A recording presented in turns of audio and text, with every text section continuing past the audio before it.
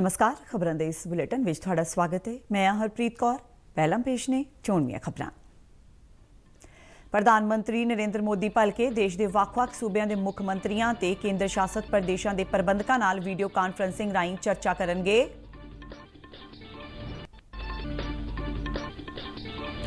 केंद्रीय गृह मंत्री अमित शाह ने कौमी राजधानी दिल्ली विच कोविड विरुद्ध जंग विच सारियां ही सियासी पार्टियां वल्लों अपने मतभेद भुला के इकट्ठे काम करन दा सद्दा दिता। दिल्ली विच कोविड के टाकरे लई तैयारियां दा जायजा लैण लई बुलाई सर्व पार्टी मीटिंग दौरान अमित शाह ने सरकार वल्लों चुके जा रहे कदमां बारे जानकारी दित्ती अते इस मुद्दे ते वख-वख पार्टियां दे आगूआं दे विचार पुछे। सर्व पार्टी मीटिंग तो बाद अमित शाह ने कोविड-19 विरुद्ध लड़ाई दीआं तैयारियां दा जायजा लैण लई वख-वख हस्पतालां दा दौरा कीता।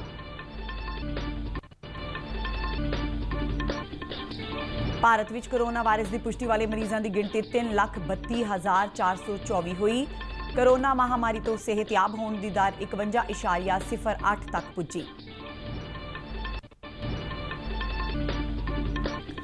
उगे बॉलीवुड अदाकार अते छोटे पर्दे के मन्ने परमन्ने कलाकार सुशांत सिंह राजपूत का अज मुंबई के विले पार्ले शमशान घाट विखे अंतिम संस्कार होया। उत्तराखंड लई वर्चुअल रैली नूं संबोधन करदिआं रखिया मंत्री राजनाथ सिंह ने कहा कि गुआंढी मुल्क नेपाल नाल पैदा होए मतभेदां नूं गलबात राहीं दूर कीता जावेगा। जम्मू कश्मीर के उड़ी सैक्टर विच कंट्रोल रेखा दे नाल पाकिस्तानी फौज वल्लों कीती गई फायरिंग विच कई नागरिक जख्मी। इलाके विच दहशत दा माहौल।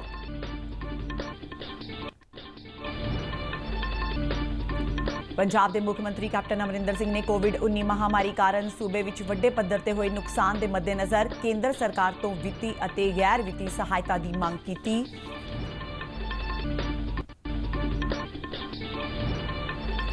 ते सनअतां बारे केंद्रीय राज मंत्री सोम प्रकाश ने कहा है कि सनअती विकास लई कोलकाता दिल्ली कोरीडोर तहत पंजाब के राजपुरा स्टेशन नूं भी शामिल किया गया है।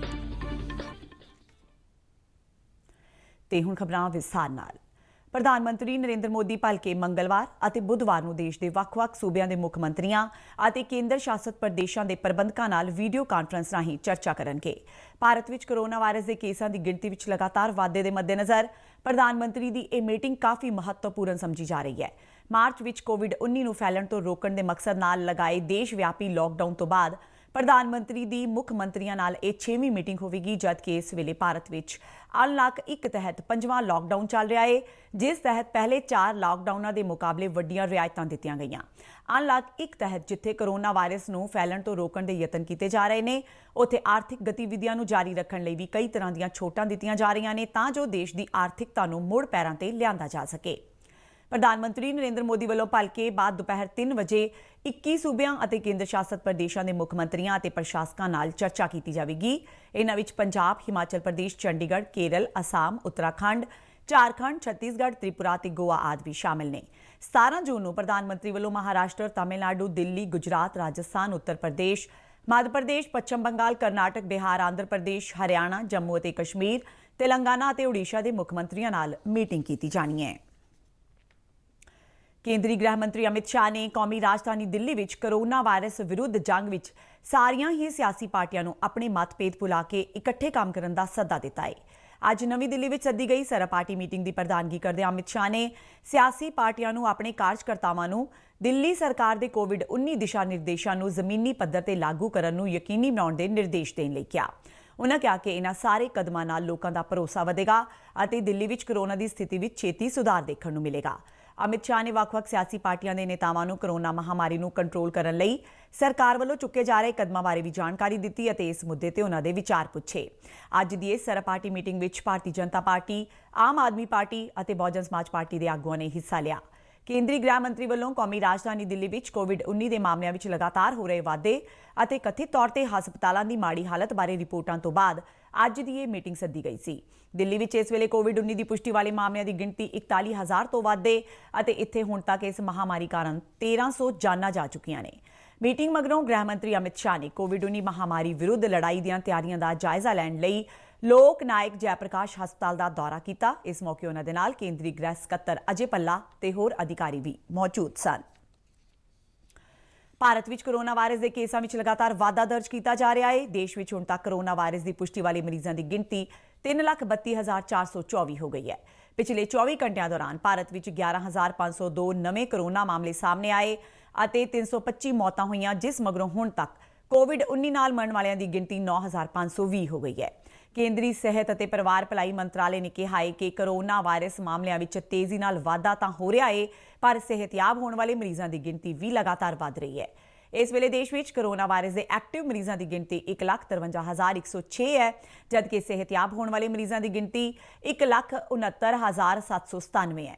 ਦੇਸ਼ ਵਿੱਚ ਕਰੋਨਾ ਵਾਇਰਸ ਤੋਂ ਸਿਹਤਯਾਬ ਹੋਣ ਵਾਲੇ ਮਰੀਜ਼ਾਂ ਦੀ ਦਰ 51.08% ਤੱਕ ਪੁੱਜ ਗਈ ਹੈ।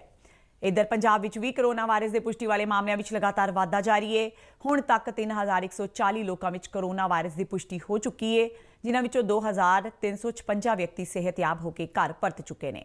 इस वेले पंजाब विच करोना वायरस के 717 एक्टिव मरीज मौजूद ने।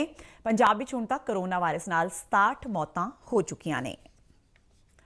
वंदे भारत मिशन तहत एयर इंडिया की विशेष उड़ान श्रीलंका तो 150 तो वध भारतीय नागरिकों को लैके वतन पुजी।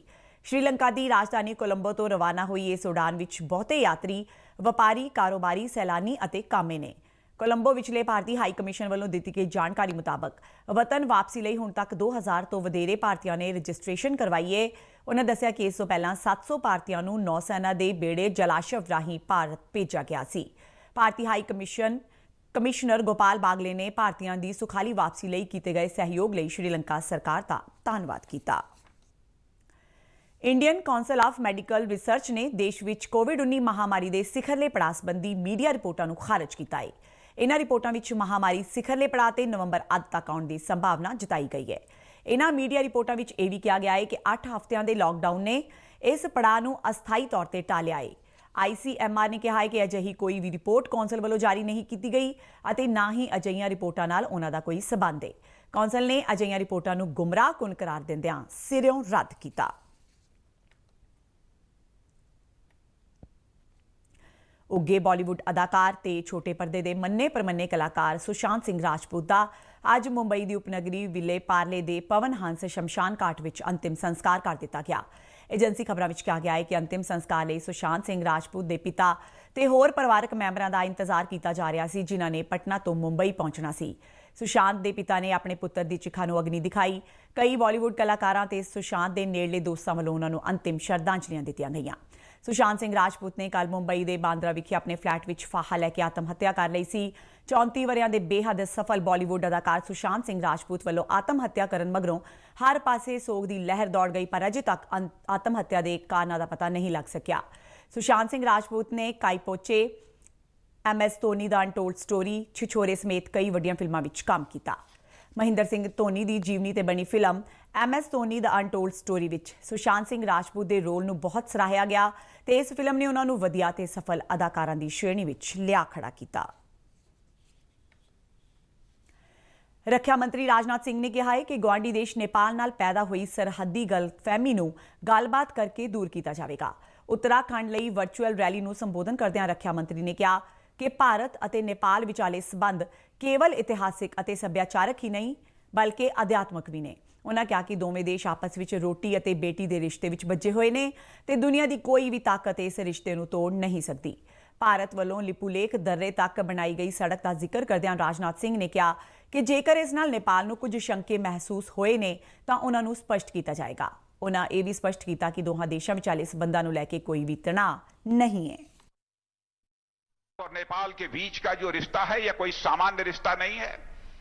भारत और नेपाल के बीच का रिश्ता, तो मेरे बहनों भाइयों, यह रोटी और बेटी का हमारा यह रिश्ता है। दुनिया की कोई ताकत इस रिश्ते को तोड़ नहीं सकती है। यदि लिपू लेक से लेकर धारचूला तक यह रोड बनने के कारण यदि कोई गलतफहमी नेपाल के लोगों में यदि पैदा हुई है तो मैं समझता हूं कि उसका समाधान हम लोग मिल बैठकर निकालेंगे। विदेश मंत्री डॉक्टर S जयशंकर ने कहा है कि मनुखी वसीले भारत के विश्व नाल संबंधां दा आधार ने। प्रवासी रक्षकों की तीजी सालाना कानफ्रेंस नूं वीडियो कानफ्रेंस राहीं संबोधन करदिआं विदेश मंत्री ने कहा कि मौजूदा समय विच भारत के मनुखी स्रोत आलमी अर्थचारे लई वधेरे भरोसेयोग ने। उन्होंने कहा कि केंद्र सरकार प्रवासियों नूं बेहतर मौके प्रदान करन अते उन्हां दी भलाई लई योजनावां उलीक रही है। ਜੈਸ਼ੰਕਰ ਨੇ ਦੱਸਿਆ ਕਿ ਕਈ ਦੇਸ਼ਾਂ ਨਾਲ ਪ੍ਰਵਾਸੀਆਂ ਦੀ ਆਵਾਜਾਈ ਸੰਬੰਧੀ ਸਮਝੌਤਿਆਂ ਤਹਿਤ ਉਹਨਾਂ ਨੂੰ ਮੌਕੇ ਪ੍ਰਦਾਨ ਕਰਨ ਅਤੇ ਯਾਤਰਾ ਨੂੰ ਸੁਖਾਲਾ ਬਣਾਉਣ ਲਈ ਵੀ ਗੱਲਬਾਤ ਦਾ ਸਿਲਸਿਲਾ ਜਾਰੀ ਹੈ।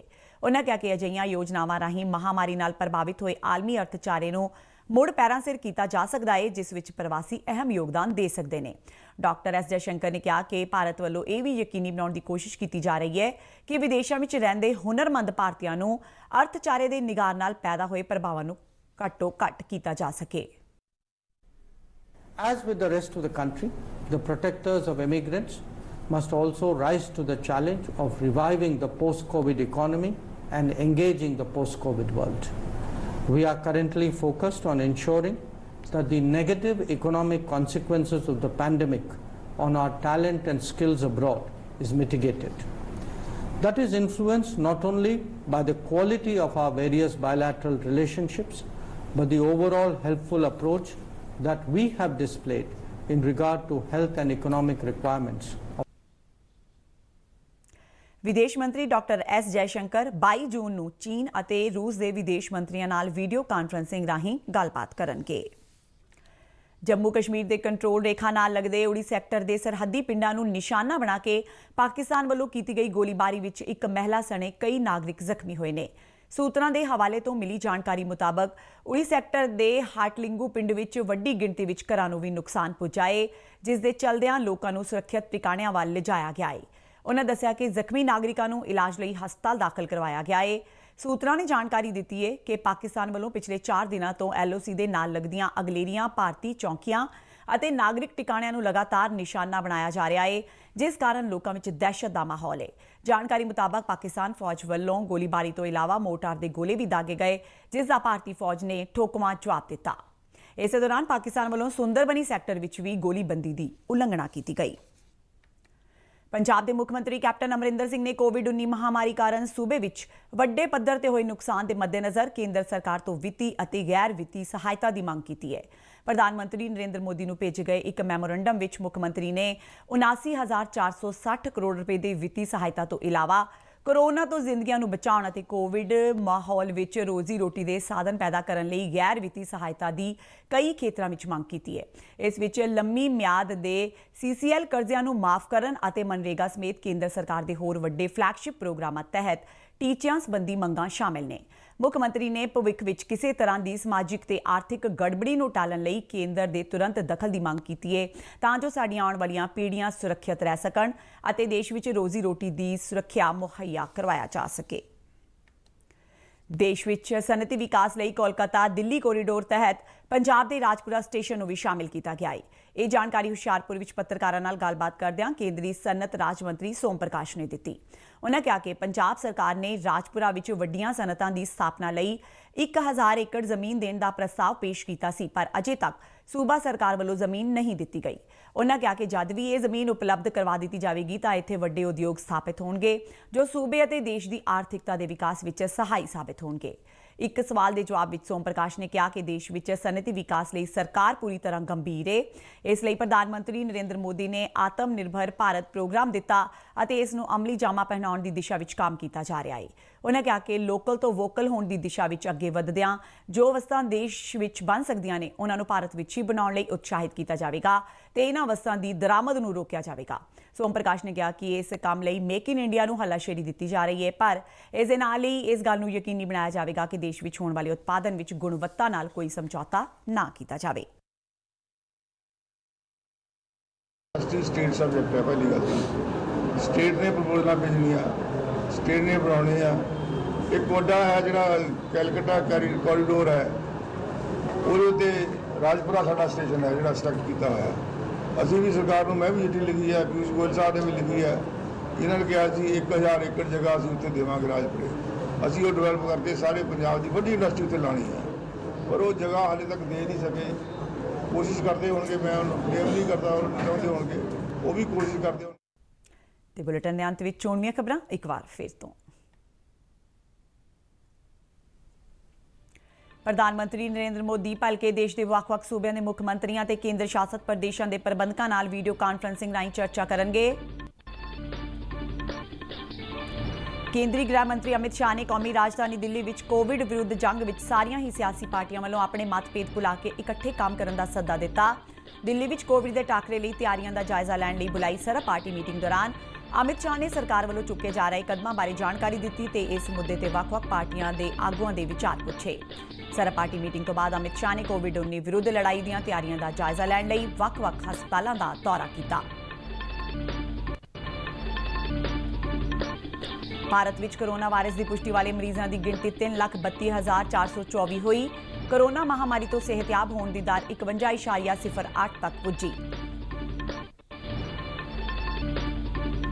ਉੱਘੇ ਬਾਲੀਵੁੱਡ ਅਦਾਕਾਰ ਤੇ ਛੋਟੇ ਪਰਦੇ ਦੇ ਮੰਨੇ ਪ੍ਰਮੰਨੇ ਕਲਾਕਾਰ ਸੁਸ਼ਾਂਤ ਸਿੰਘ ਰਾਜਪੂਤ ਦਾ ਅੱਜ ਮੁੰਬਈ ਦੇ ਵਿਲੇ ਪਾਰਲੇ ਸ਼ਮਸ਼ਾਨ ਘਾਟ ਵਿਖੇ ਅੰਤਿਮ ਸੰਸਕਾਰ ਹੋਇਆ।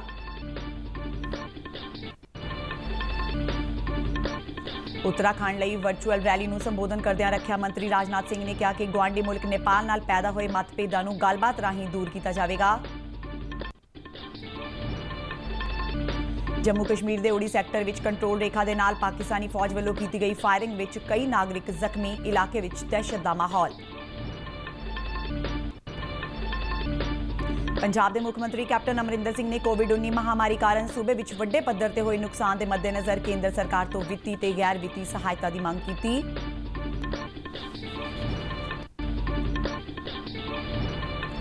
ਤੇ ਸਨਅਤਾਂ ਬਾਰੇ ਕੇਂਦਰੀ ਰਾਜ ਮੰਤਰੀ ਸੋਮ ਪ੍ਰਕਾਸ਼ ਨੇ ਕਿਹਾ ਹੈ ਕਿ ਸਨਅਤੀ ਵਿਕਾਸ ਲਈ ਕੋਲਕਾਤਾ ਦਿੱਲੀ ਕੋਰੀਡੋਰ ਤਹਿਤ ਪੰਜਾਬ ਦੇ ਰਾਜਪੁਰਾ ਸਟੇਸ਼ਨ ਨੂੰ ਵੀ ਸ਼ਾਮਿਲ ਕੀਤਾ ਗਿਆ ਹੈ। ਇਸ ਨਾਲ ਹੀ ਖਬਰਾਂ ਦਾ ਇਹ ਬੁਲੇਟਿਨ ਖਤਮ ਹੁੰਦਾ ਹੈ। ਆਗਿਆ ਦਿਓ, ਨਮਸਕਾਰ।